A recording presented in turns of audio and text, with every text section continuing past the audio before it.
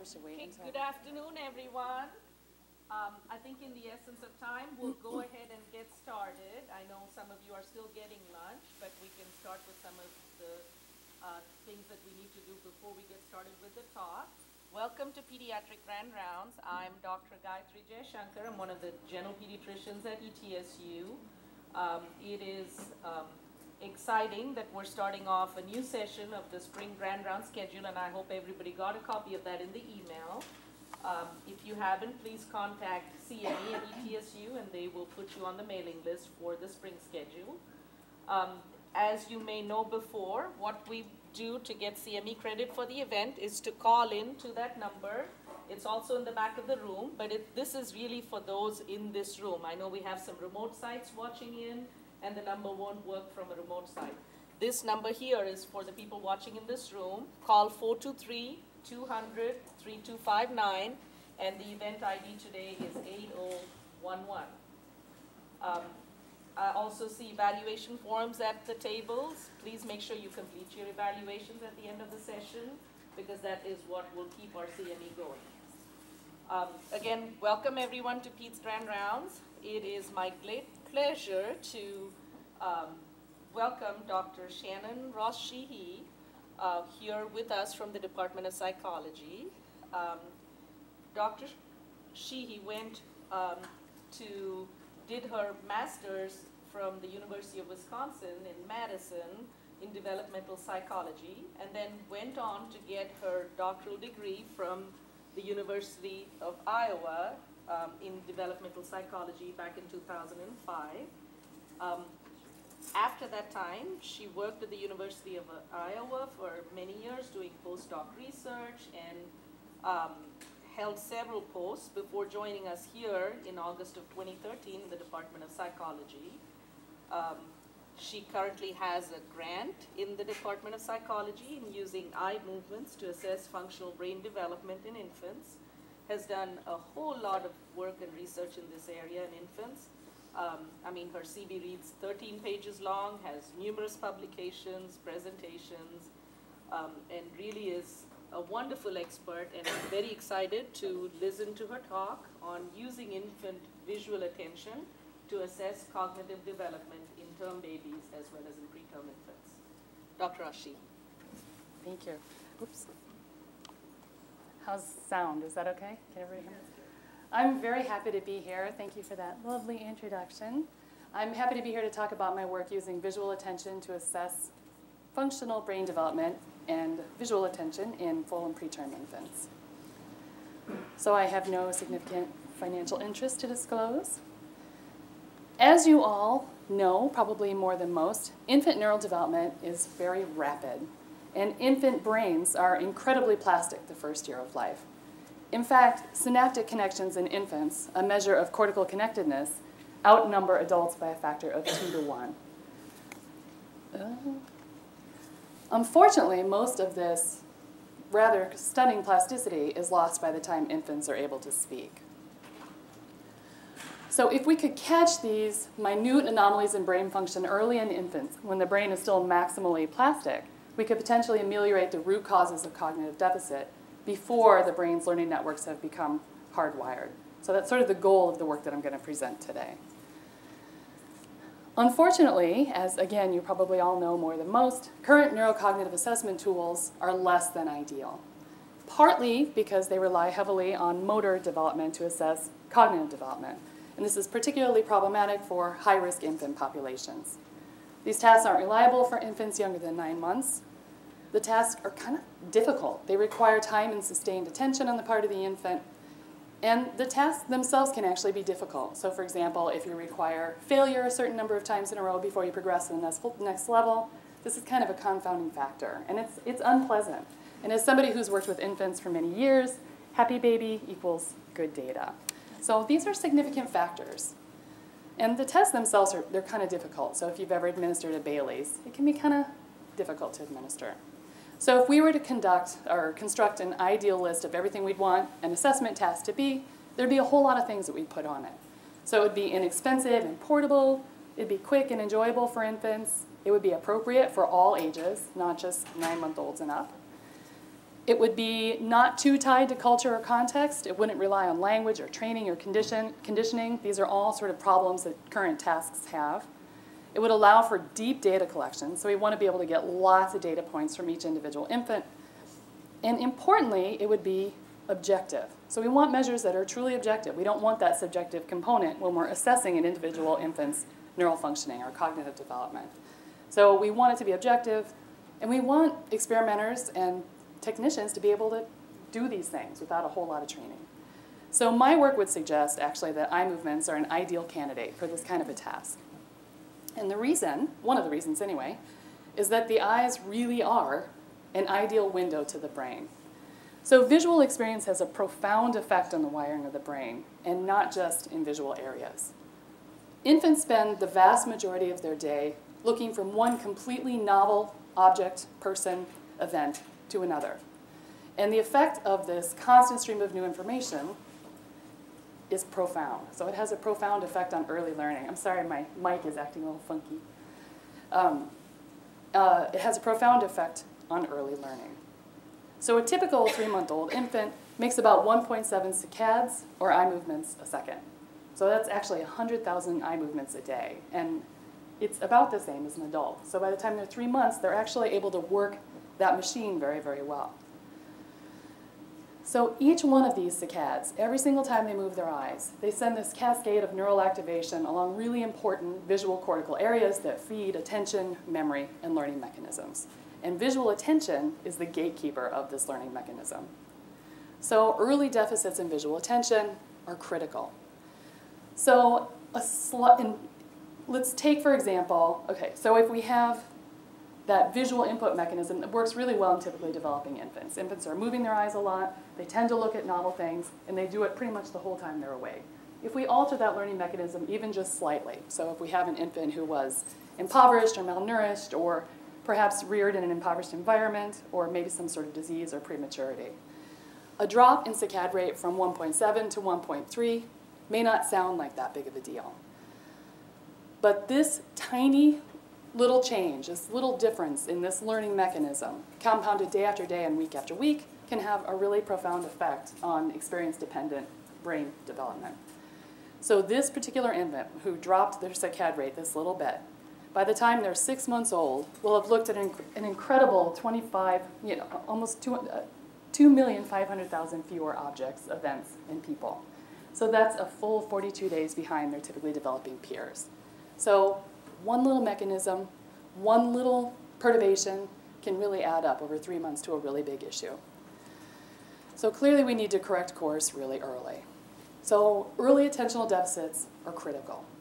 But I would also suggest that these early differences are very meaningful. And these unique deficits can be tied to very specific areas of brain development, and not just visual areas. And the reason is that attention and visual behavior and neural development are very tightly coupled. So as infants look around, they begin encoding objects that they're looking at in their visual scene. This encoding leads to changes in long-term memory and changes in neural development, which in turn influence attention and subsequent eye movements. So there's this cycle, this tight cycle between visual behavior, learning, and neural development. So I would suggest peaking at visual behavior at any point in development should give us a pretty good sense of how the neural system is doing, how functionally they're doing. So eye movements are a pretty easy, quick thing to look at. So I've talked a lot about attention, I've talked a lot about eye movements. I'm using these terms sort of subjectively. So let me take a step back and tell you exactly what I mean by attention. So you probably all have a sense of what attention is. When I think of attention, not at work, I think of what my kids aren't doing at school, or I think of kind of focused information processing. But in cognitive science, it means something quite different. So attention is a set of cognitive operations that allow us to efficiently deal with the information overload that's basically present every minute of every day in our stimulus environments.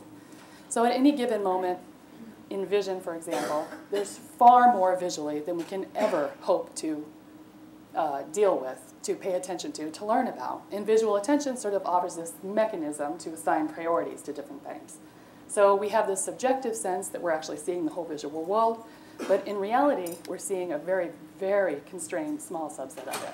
So this is what attention is. It's kind of driving the machine that creates this sense of reality that we're seeing. So change blindness, and I don't know if you've heard of this, but there's a lot of pretty funny and interesting demos of this on YouTube. Change blindness is a demonstration of an attentional fail, like an attentional failure. And it's an example of what happens when you're presented with too much information at once and you can't possibly pay attention to it all and you can't process it all. So I'm going to show you these demonstrations, and what you're going to see, maybe you've seen these 100 times before. You're just going to see two images flickering on the screen. It's the same image, but one object has changed. So it's going to be flashing on and off. Your job is just to look at the image and just raise your hand when you see what's changing. Okay, so don't say it out loud because it'll ruin it for the people who can't see it. And I don't know if we're going to have some interesting lighting effects or visual angle effects, but just watch the video and raise your hand when you can see what's changing, okay?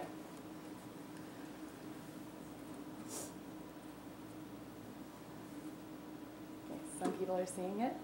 So once you see it, you're like, duh, how did I miss that, right? So others are still not seeing it? Okay, almost everybody now.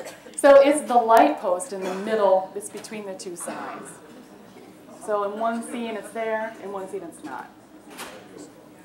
So your sense as you're looking at this is that you're seeing everything and you're not missing anything, but you're actually missing something kind of big.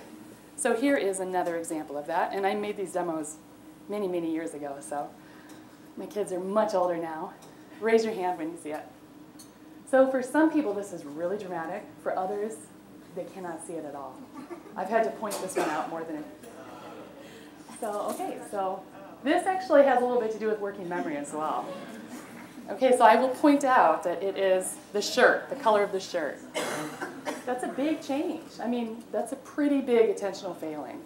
And you are an adult with a fully functioning visual attention system. Infants are in a really different position. So they're trying to learn about this world that's almost completely foreign to them, using a machine that doesn't work this well.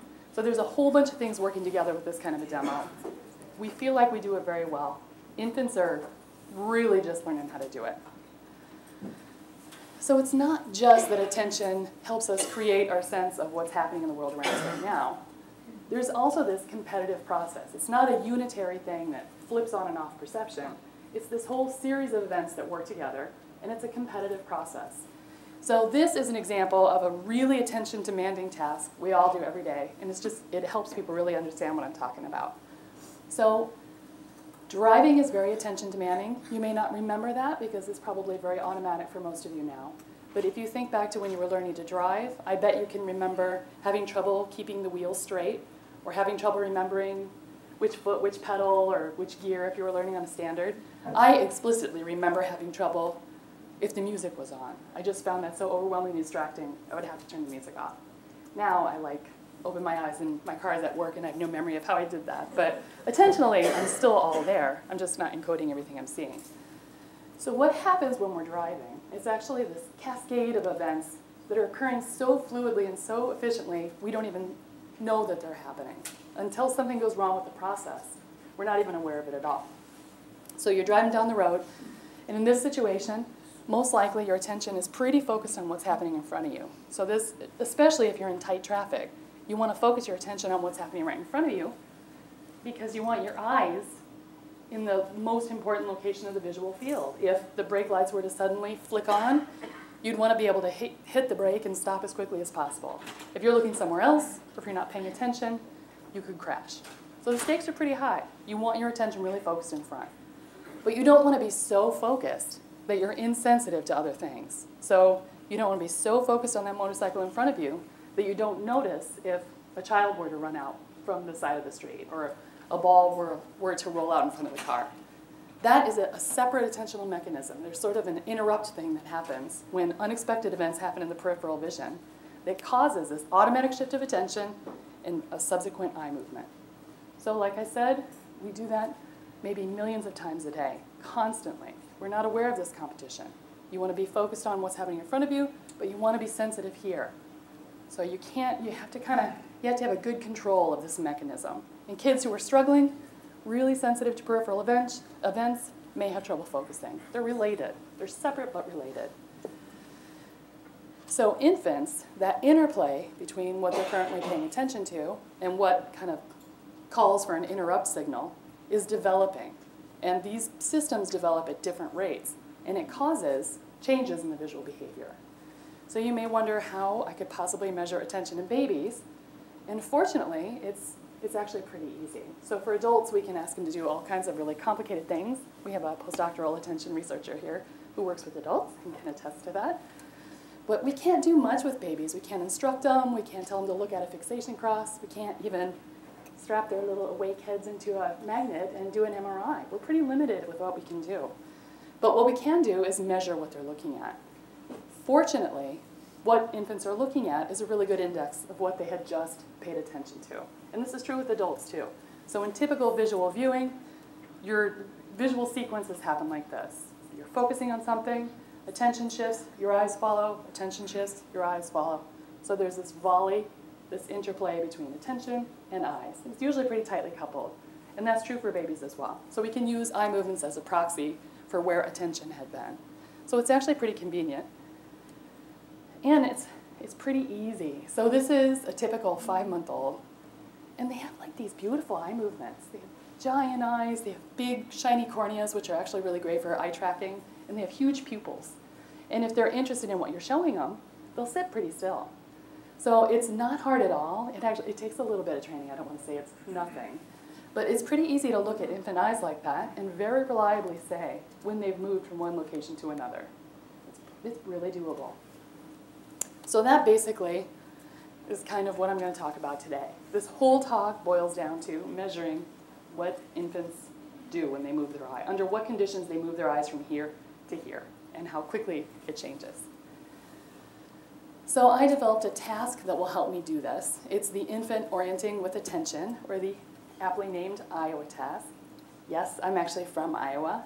Yes, I saw the game. No, I don't want to talk about it. It was awful. So the infant orienting with attention task is just a series of cued attention trials. So if you've read any attention work, it's really just a basic idea.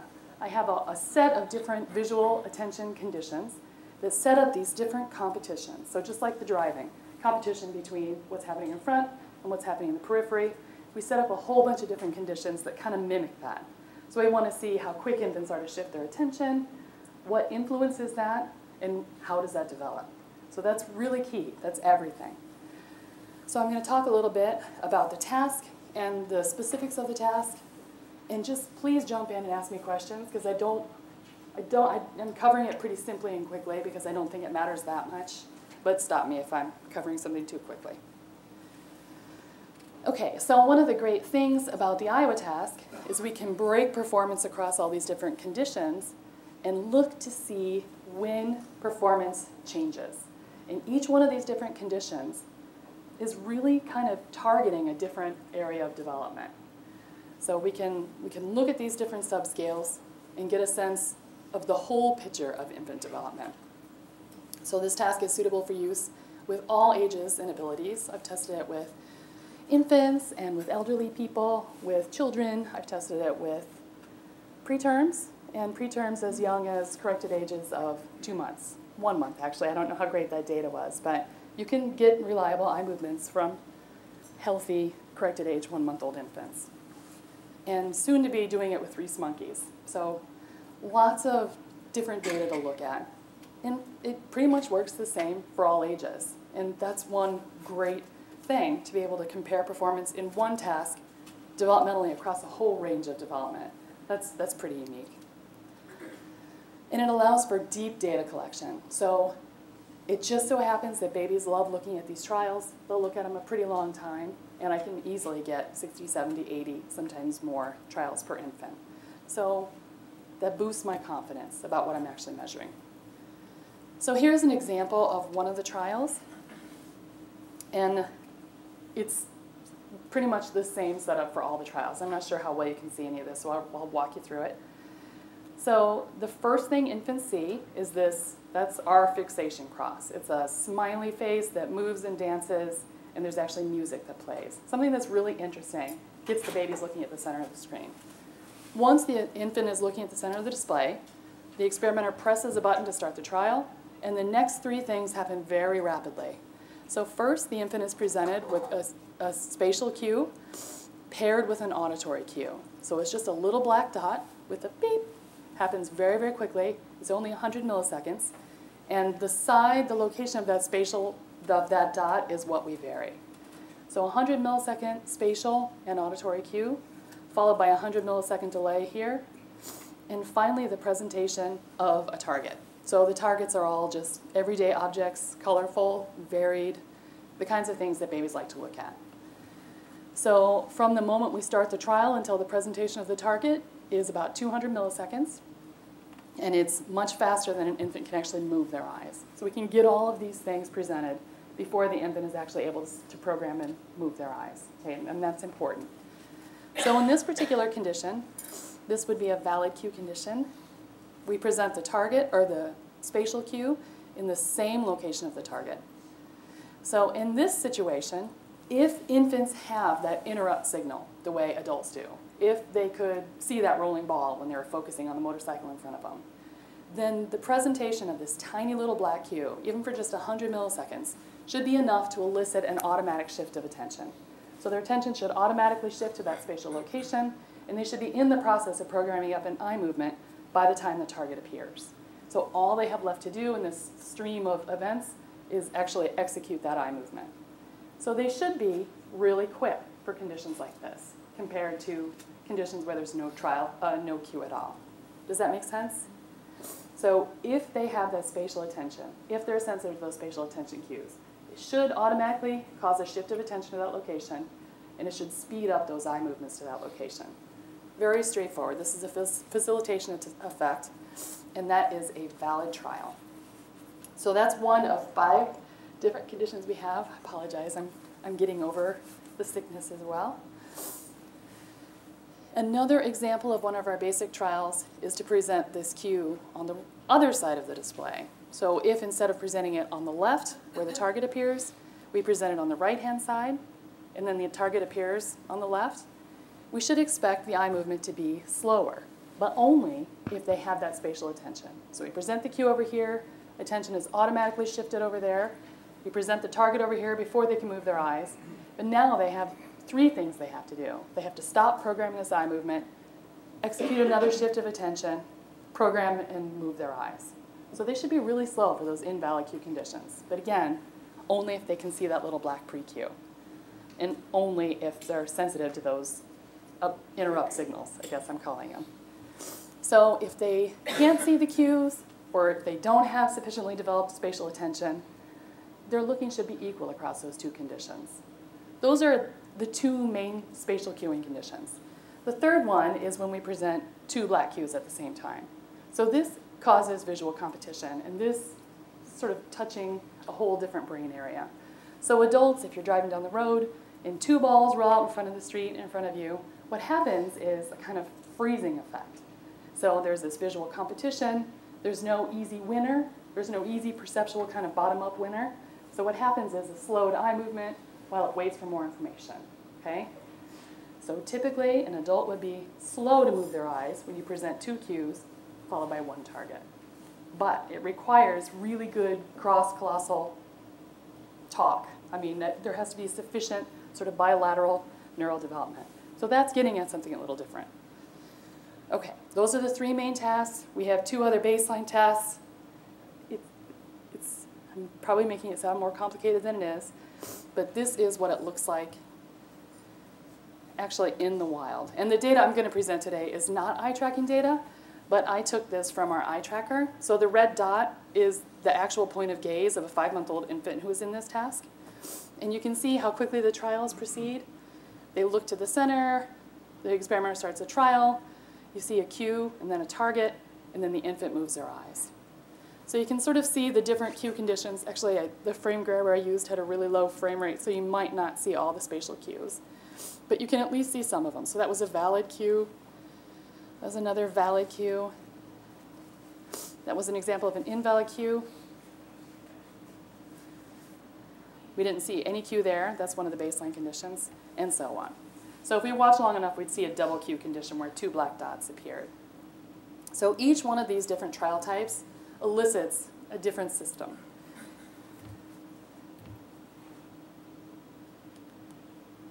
Okay, so that is exactly how I tested the infants. This first sample I'm going to talk about are full-term infants. They were 5, 7, and 10 months old. There were 72 of them. And each one of these infants saw up to 70 unique attention trials. So we brought infants into the lab, we set them on their parents' lap in front of the computer monitor, we showed them this trial, and we measured their eye movements. And what we took from those eye movements were the speed of the eye movement, so how quickly they moved their eyes to the target once the target was presented, and the accuracy. So did they actually look at the target, or did they look somewhere else? So typically, if an infant got a trial wrong, they were looking at the cue, and it was an invalid cue condition, okay? So we frame by frame coded these data, which actually ends up being on par or not more reliable than eye tracking, because we have very few drop trials. The spatial, the temporal frequency, the temporal sort of precision is on par with a lot of entry-level eye trackers, and it's easier to do. I use eye tracking now, but I have a much better eye tracker.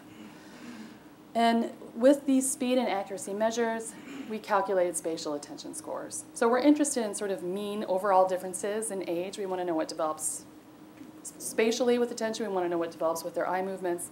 But I'm also really interested in sort of individual differences in specific pieces of spatial attention. So that's what I really focus on. Okay, so starting first with speed and accuracy. These graphs are complex, a little bit noisy, and my animations are broken on this slide, and I didn't have time to recreate it. So let me just visually, verbally guide you through what I want you to pay attention to. Okay, so this is reaction time. On the x-axis here, we have the different cue conditions. These are the valid cue trials. I don't know if you can see it. Double cue trials here. Tone cue is a baseline, so there's no spatial cue at all, just the same tone that all the other trials had. And the invalid cue on the far right here. On the y-axis is reaction time in milliseconds. And as you look at this, what you can see right away is we have a really robust condition effect. So this manipulation, valid versus invalid versus double, had a really strong effect on infant looking. So they were really reacting to these trials very, very differently. So overall, all of the infants were the fastest to the valid trials. So trials where they got that valid spatial cue. They were all slowest to the invalid trials. And there's some really interesting interactions and differences on the in-between trials. And I'm going to focus on those in just a little bit. But for now, suffice it to say, we get a really nice, strong strong trial of condition effect here. And you can just make out a developmental effect as well. So in general, as expected, 5-month-olds were slower than the 7-month-olds who were slower than the 10-month-olds. Though the 5-month-olds are pretty darn fast. That actually surprised me how close they were to the older infants. So these are the overall mean numbers. This is just reaction time, and it is one of the things I'm interested in, and it's kind of a gross way of looking at, I guess, overall functioning of at least the ocular motor system. But I'm very, very interested in these individual differences between specific conditions, okay? But these are important. It was important to first demonstrate that the test works and that we see a nice developmental effect. So these are all correct trials only. When we look at percent correct, or the error rate, this is percent correct here, we see also interesting condition effects. So again, condition is along the x-axis here, and we can see that all of the infants, regardless of age, were near ceiling for the tone cue condition and the valid cue condition. So again, the tone cue is a baseline condition. It's how infants look when we don't cue them at all spatially. So we use that as a basis of comparison. So in those conditions where there's no visual competition of any kind, infants are very, very accurate, near ceiling in fact.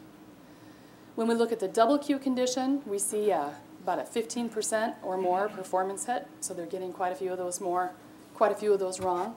So at least-ish 15% of the time when they're presented with 2 cues, they're kind of gambling, programming a SCAD, and going to the wrong side. But they're still doing pretty well. In the invalid cue condition, we see performance takes a significant dive, and in fact, down near chance for some of these infants. So it's a crapshoot. About half the time, they're looking at the cue, and they make the wrong bet. So here we also see these interesting developmental effects, where the 5-month-olds actually look a little better with respect to percent correct, than the older infants. And this is interesting. It may have more to do with how quickly 5-month-old infants can program and execute a saccade than interesting spatial abilities. But more on that later. So I want to turn now to the spatial attention measures. And these, I'm just picking a few of them, and I don't want it to be too bogged down with details. So I'm going to breeze through it, and again, please raise your hand and ask me a question if I'm skipping some critical piece of information. And that goes for my students as well, because they know I have a tendency to breeze through that stuff. Okay, so to measure spatial attention, what I have to do is look at the relative benefit or the relative cost of those cues. So I have these baseline cue conditions, these tone cue conditions. I want to look to see how much the valid cue sped up looking time relative to baseline, and how much the invalid and double cues hurt reaction time with respect to baseline. That's essentially all I'm doing. The other benefit of creating these individual spatial attention scores is that each infant gets their own set of scores. They're totally, almost completely independent. So an infant can be really high in one kind of spatial attention and low in another. And they're free from the confounding effects of individual differences in kind of mean reaction time. So some babies just come out of the chute faster at moving their eyes than others. And it's important that we're looking at percent changes. So these spatial attention scores kind of give us all of that. And it's a little bit easier way to think about it, I think. So we can normalize those differences between valid and baseline and invalid and baseline and create these attention scores. That is all they are. So we just are subtracting the condition that we're interested in. We're subtracting essentially baseline from the condition that we're interested in. And what's left is that little bit of facilitation or that little bit of interference that's driven just by that particular cue. Does that make sense? Okay. So as sensitivity to these spatial cues increase, so young infants are a little sensitive to these cues, older infants and adults are very sensitive. And as that sensitivity increases, those attention scores increase as well. So if there's no difference, if they're equally as fast looking among all the conditions, then those scores should all go to 0. So we can actually compare them to 0 to get a sense of how our typical infant's doing. Okay, so starting first with cue facilitation, and this is just very simply the difference in looking time from valid and baseline. So it's literally just the normalized difference, the speed up or that enhancement from the valid cue condition. How much benefit is that valid spatial cue? How much are they using that? How much are they benefiting from it?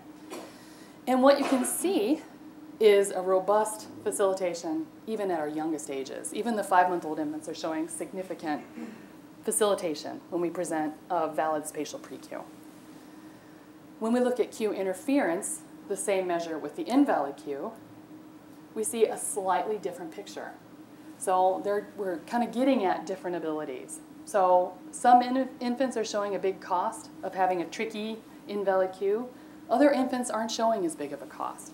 So in particular, the 5-month-olds, they are significantly different from 0, but they're not showing a huge amount of interference effects from this invalid cue.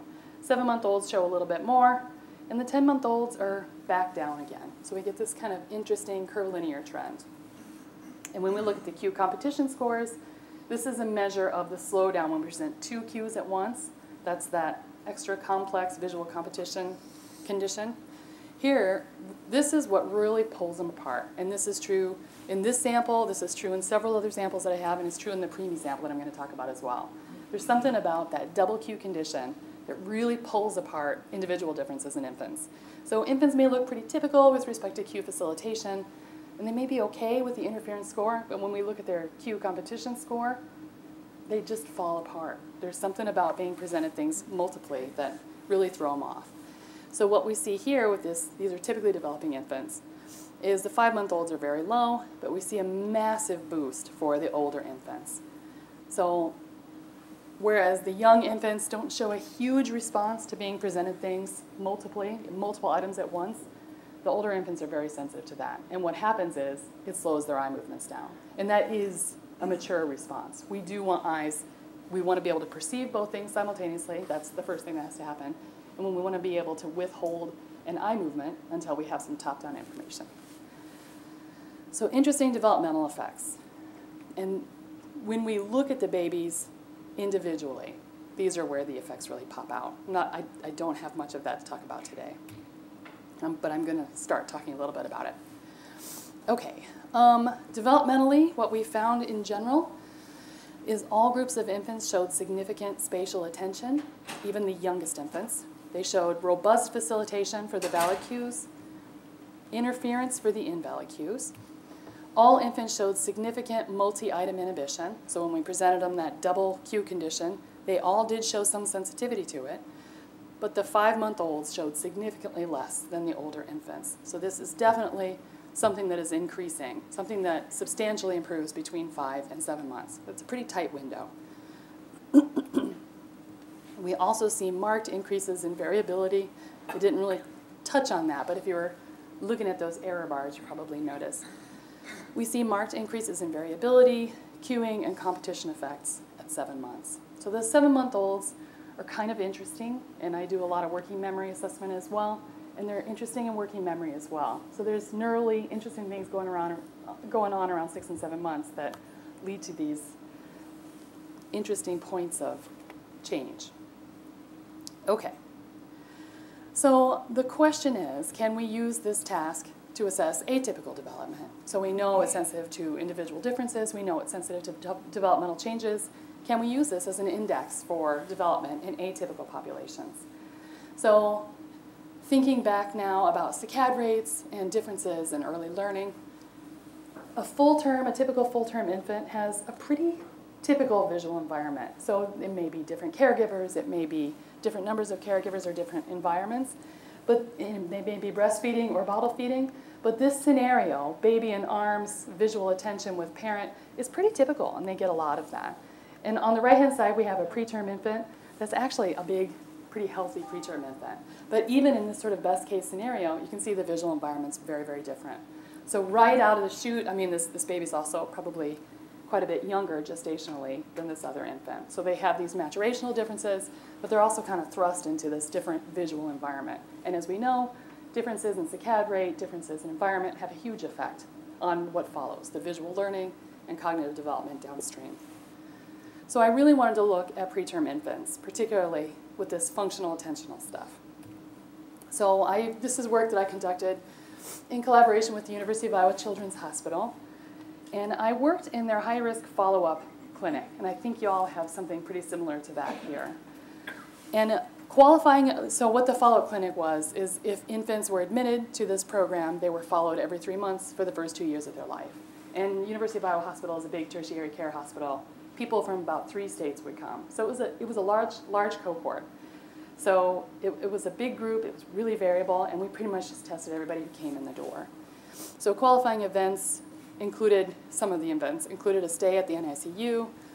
I can't read because it's so small. Low gestational age, sepsis, IVH, etc. So several things. I'm sure you all have a similar system for qualifying. So we tested infants right there in the clinic, and we actually just pulled computers out of a storage room and pushed our little lab equipment in there. And infants, where parents and children would come to the clinic, and different specialists would come see them. So they'd be there for hours and meet with everybody that was in their care schedule. So we would approach parents while they were waiting. If they were interested, we'd just pull them into the back room and test them right there on the spot. It actually ended up working really well. We had really high enrollment. Of the couple of hundred infants that I tested there, only one parent opted out, and it was because their infant was fussing. And all of them said something like, happy to help other parents in this situation. It was really a great experience. So it worked really well. Testing takes about 10 minutes. So other work that's currently ongoing there at the hospital is looking at the utility of Iowa as an outcome measure. So I did some of that with this first sample. I'm not going to be able to talk about any of that today, but we did see some really interesting relations between performance on specific attentional subscales and unique aspects of infant morbidity. So that's all interesting and fun to talk about, and I'd be happy to chat about that after. But in this cohort, we're looking very specifically at liberal versus conservatively transfused preemies who are in the NICU there. And we're following them for other reasons as well.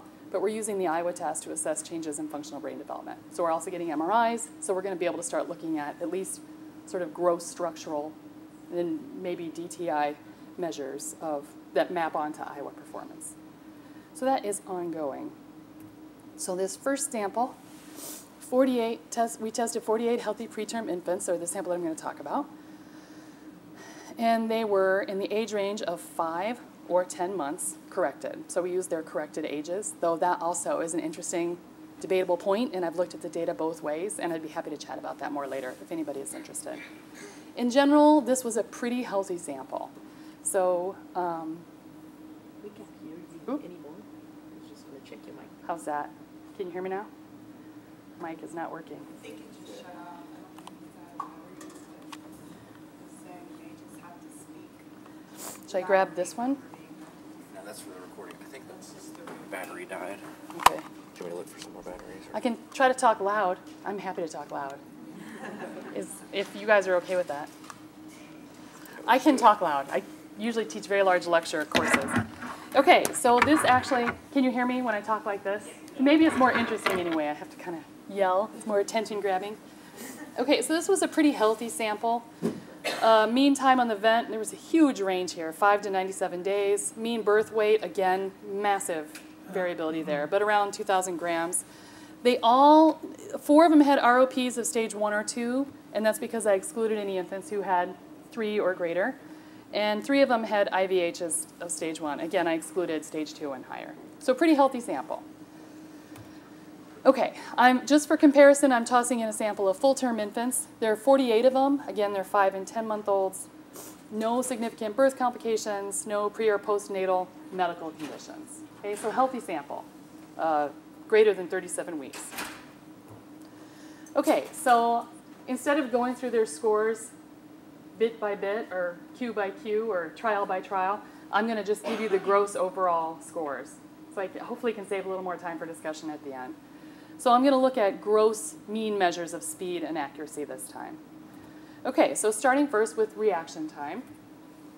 Across the x-axis here, I have age, so that's 5 and 10 months, and reaction time in milliseconds on the y-axis. Looking first at the young infants, these are the 5-month-olds, we can see that the preterm infants were significantly slower than the full-term infants. So again, these are age-corrected preterms. So they're kind of super as far as their visual experience is concerned. Most of them had at least 1 or 2 months more visual experience. So it's significant to me that they're actually pretty delayed in their visual saccade rate. So here we have that decrease in saccade rate. When we look at the infants at 10 months, that difference goes away. So this is comforting. They start off with some pretty significant deficits, but they seem to resolve for the most part by the time they're 10 months old.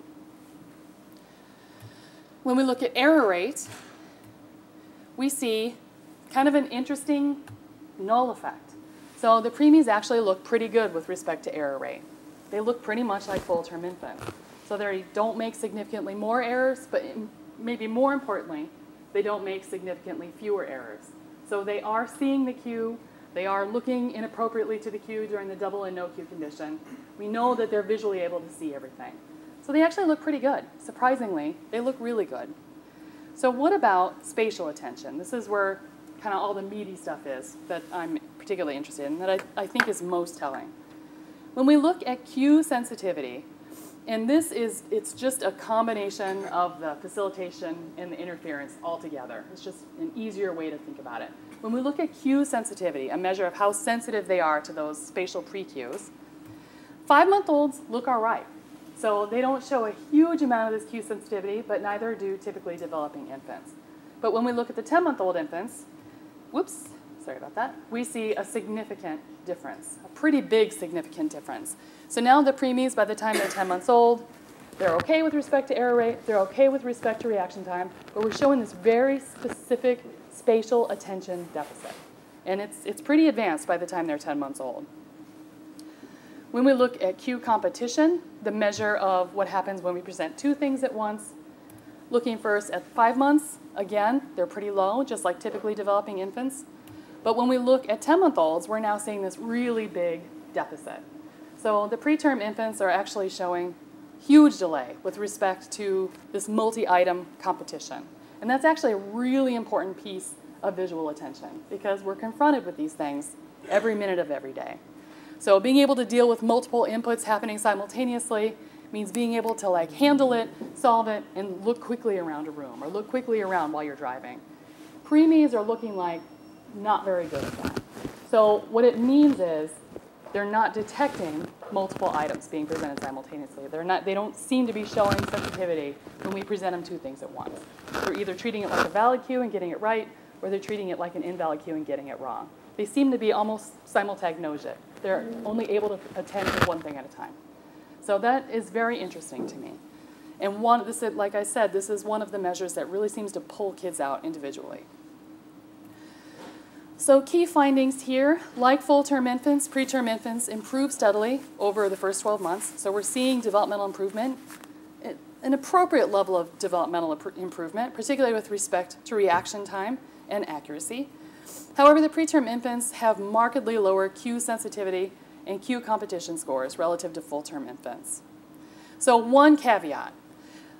This isn't exactly the kind of experimental control that I typically have in my lab. The age ranges were a little larger.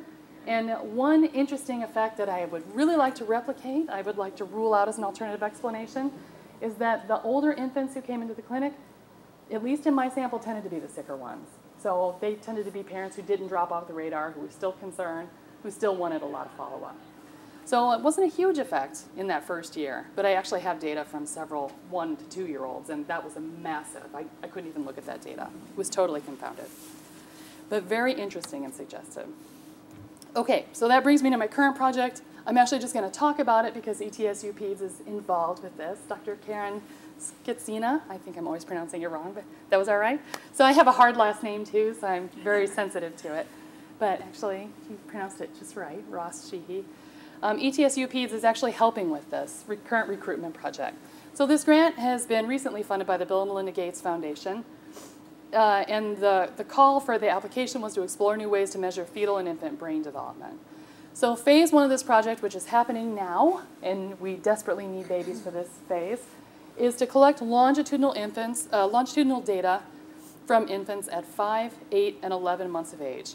And we're bringing them into the lab. So we're bringing the same infant back 3 times. We want to really see how these measures change with development.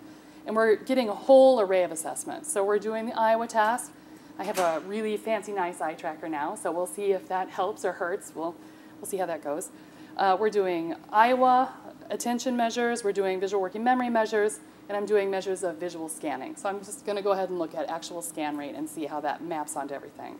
We're also going to be collecting concurrent measures of pupillary reactivity while they're engaged in these tasks, so sort of task-dependent pupil responses, which is a measure of mental effort. And we're also collecting concurrent ECG. So that one we're excited about. That's pretty new. But that's going on right now. And we're also just grabbing a whole bunch of measures from the parents. So we're interested in prenatal stress. We're interested in postpartum depression. We're interested in maternal health and fetal health in general. So we're kind of grabbing every measure that we can. So phase 1 is happening now and for the next 18 months. Phase 2 for the project is aimed at developing a portable version of the Iowa task that can be used on iDevices and normalizing the task on many, many babies. So that's an important next step if we want to use this as an assessment tool. I have data on at least 4 separate samples, but I'd like to normalize it on a massive, large sample and begin testing. Mean ECG as an electrocardiogram or yes. something? Yes. Yes. What do you want to see? Heart rate? We're looking at, so initially we were interested in heart rate defined sustained attention. So heart rate changes reflect mental effort, particularly in visual attention tasks. But we're interested in other maybe event-related changes in waveforms or wave components or any number of things, actually. You need a cardiologist. I actually had that in my talk, and maybe I haven't gotten to it yet, but we're collecting ECG and we're open to suggestions because we're going to have all this data. And I have this fantastic software that I've spent way too many hours just playing with now. So there's a lot of interest in it. I will talk to you after. That'd be great. So we're going to begin testing in developing countries. We're starting with Ethiopia, and that actually is happening now, and the rhesus monkey project as well. So the idea, one of the other projects, it's a different group, it's Oregon Health Sciences University. We're looking at NIRS, so near infrared spectroscopy, with infants awake performing the Iowa task. And we're going to look at cortical connectivity and patterns of network development. So we've got all these different prongs that are hopefully kind of bring us back to particularly what specific areas of the brain are developing and how that's reflected in the different subscales. So this is like some of the ECG data that we get. So lots of fun stuff to play with. And our eye tracker, this is exactly what it looks like for an infant. They're not usually sitting so close. But it's a very simple task in the lab. In conclusion, attention and eye movements reflect functional brain development in several key cognitive areas. Eye movements are easy and cheap to measure and provide detailed insight, or at least can provide detailed insight into the developing mechanisms of attention. And the Iowa task itself can provide sensitive attentional scores for each infant. It allows for a direct comparison between individual infants free from the confounding effects of reaction time differences. It can be used to assess development in typical and atypical populations. And now we just need a whole bunch of babies to really get this phase 1 of this Gates project off the ground.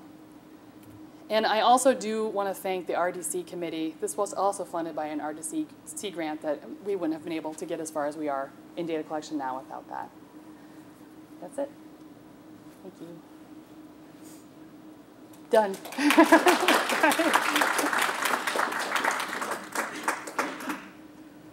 And I'm happy to answer questions or chat about findings that I have.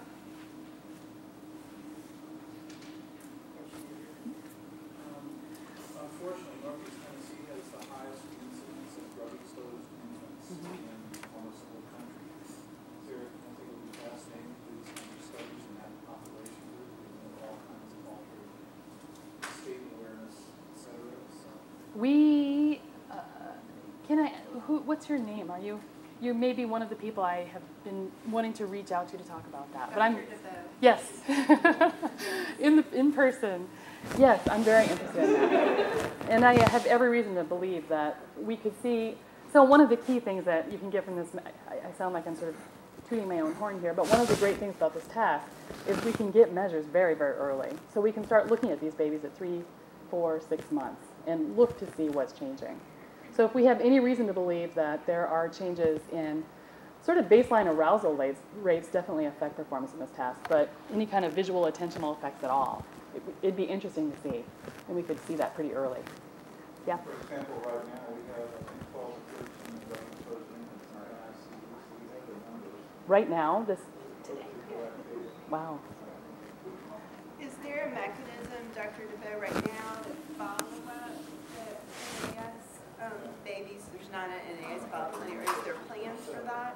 I know that one of our people was applied for a grant to United from that place, but it was not funded on us. So we know it's a need for it. I have heard of that grant. Great work. Awesome. Thank you. The question I have is regarding the stimulation and overstimulation, because I'm glad Karen is up here, Raquel is here. The thing is, we in a preterm, I'm a neonatologist and I work with Dr. DeVoe. We have a lot of issue regarding stimulating versus overstimulating. And I don't know, is there anything in your psychological literature regarding what's the limit? Because so many times I feel as a physician, we are limiting the opportunities that can be presented and telling the families back off, while they really needs these things on. And particularly from what you said, attention can be from touch and sensory stimulation. And any comments on that?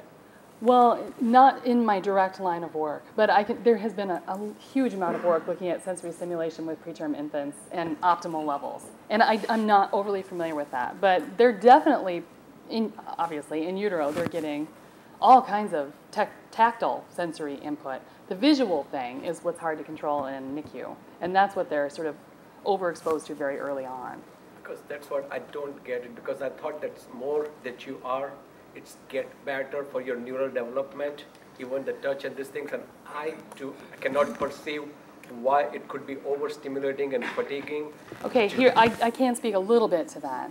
So absolutely, typical developing full-term infant If they are overstimulated, they just kind of shut off. They'll fall asleep. And You what swap. I just Exactly. The preemies, what's different is there's areas of the cortex, like particularly visual cortex, that are being overstimulated that shouldn't be. That's not in the typical developmental timeline. So in rat studies, rats are born with their eyes closed. They're born with their eyes closed, and olfactory cortex is the dominant cortical structure in a rat brain. If you force their eyes open, if you kind of cut them open when they're born and force them to have this visual experience they weren't supposed to have, they do see reductions in olfactory cortex. So it seems like there is a competition between sensory development where there's kind of a best fit for, there's a right fit for when to present things sensorily and when they're kind of expected maturationally. So I don't know of any studies that have looked at that specifically. But I'm more interested with the tactile stimulation versus non-tactile, because visual, everybody knows, and we do try to mimic the in-womb experience and try to cover up the things on. So that part everyone knows, and most of the research agree on that aspect, that you don't want to overstimulate with the eyes and things on fatigue. As far as the sensory aspect, that I'm a little more interested in, try to know when you say that mother's touch to the baby, if you just take the term babies, it's now you're exhausting and overstimulating your baby versus I think now you should put your baby down. That's what I just don't get it. So I don't know. I want to get from your perspective. I'm way out of my league there. I'm totally speculating. But I would suspect that there are physiological tells if an infant is getting overstimulated. So obviously a mom holding a baby is mimicking some aspects of the in utero environment. If the baby's swaddled, I guess you can't really do that if they're cords and tubes coming out of everywhere. But if you're holding them tight and they're hearing the heartbeat and they're against the warm skin, that's great. I mean, I can't imagine that being, if they're able to move their arms freely and they're trying to do that, that is really not a typical.